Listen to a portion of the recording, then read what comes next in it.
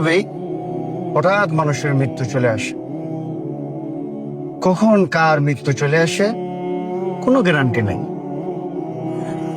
অনেক মানুষে এরকম মনে করে যে আমার তো বয়স হয় না, আমি তো কম বয়সী মানুষ, সারা জীবন পড়ে রয়েছে, শেষ জীবনে সে তওবা করে নিব, তারপরে ভালো কাজে ভালো হয়ে যাব। এরকম অনেক মানুষ আছে। অনেক মানুষ আছে ইচ্ছা করে খারাপ কাজ করে, ইচ্ছা করে সালাত আদায় করে না।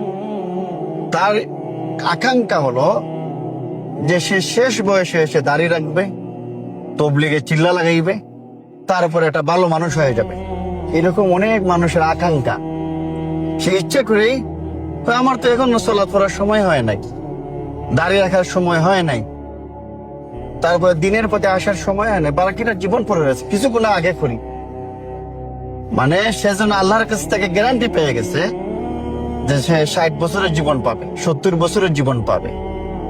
এই জন্য সে বেশি অংশ মানুষ, অনেক মানুষের এরকম চিন্তা যে আমি শেষ বয়সে ভালো কাজ করবো, তওবা করে নিব, আগে কিছু খারাপ কাজ করলাম।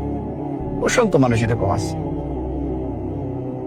কিন্তু আমি আগামীকাল বাঁচবো কিনা এরকম কোনো গ্যারান্টি আছে নাকি? কোনো বয়সের কোনো ইয়ে আছে যে না এই লোকের বয়স কম এই জন্য সে আগামীকাল মারা যাবে না, এরকম কোনো গ্যারান্টি আছে?